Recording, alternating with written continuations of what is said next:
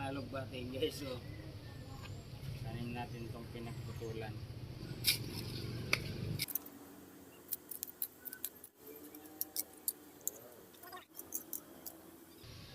So, tapos na. Tanim na tayo. So, ngayon guys, magluto tayo nitong kamuting balanghoy, no? So, binunot ko lang doon sa tabi ng kalsada. So, pero dito yan sa may bahay. So, tanim ni nanay ito. So, bumuno tayo ng isang puno. So, ito siya karami. So, solve na to siguro. So, gagataan natin siya guys. So, sa mga hindi nakakalam guys, masarap to. Gagataan mo siya. Yung parang nilaga siya pero ang sasabaw mo gata. So, lumalabas talaga yung sarap nung kamuting kahoy o balanghoy. So, ayan. Lutuin natin. Siyempre, balatan natin siya. So, dilaw siya guys. Matamis-tamis to guys pag mga ganitong dilaw. So, ito na yung gagawin natin pinakakanin mamaya. So, yung mga pagkain natin dito guys, very tawag dito, walang halong chemical, natural. So, ayan guys, balatan muna natin. Alam niyo ba guys, itong balat nito, ito, pagkain dito ng baboy. So, tatanggalin nyo lang to guys. O, konting trivia yan sa may mga baboy yan. So, hindi lang po laman ang kinakain ng baboy. Pwede rin tong balat. Ito, balat niya. Tanggalan nyo ng ganito. Pakain nyo sa baboy. 100% lalaki ang baboy. So, lalaki guys. Oh. Pero hindi pa siya masyadong, tawag dito, hindi pa siya masyadong magulang, no? Bata pa siya. Hindi siya magulang kasi matino siya. Kasi masasarap yung mga ganito kaliit lang. Tuwain muna natin. Liitan lang natin. Ayan, ganyan. Para mabilis maluto.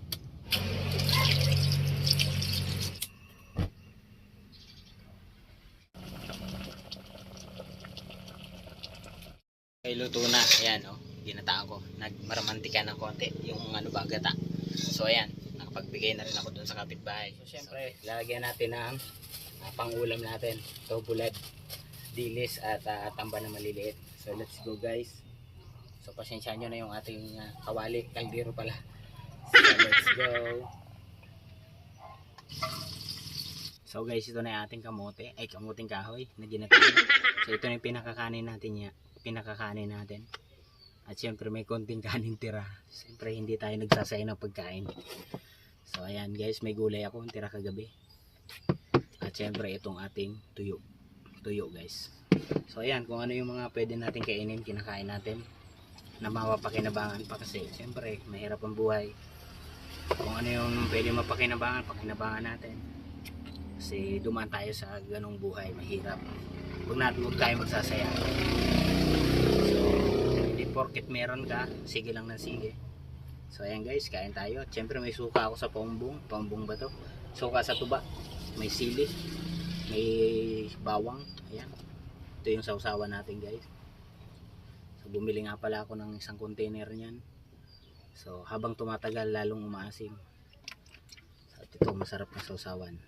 Tuyo. Kain.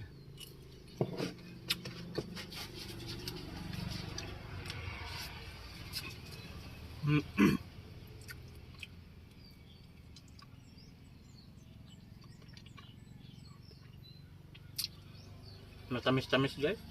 Itong kamuting kahoy. Sarap ng tuyo. Kung ano mga pagkain na pwede pa, kainin natin para mas makatipid ka. Kasi hindi natin alam ang panahon. Nag-iisip tayo kapag wala na tayo makain, yung mga sinayang natin. Parang sa relasyon. Nakikita ang halaga kapag wala na. What? Oh no! So, ganun lang guys. Hindi porket meron, sige lang na sige. Kung ano yung hindi mabenta dun sa tinda ko, yun yung kinakain ko guys. Kesa naman masayang. Kung ano yung pwedeng pakinabangan guys, niluluto ko. Kesa naman masira, malugi ka, kainin mo na. O, diba? Ganun lang. Peace.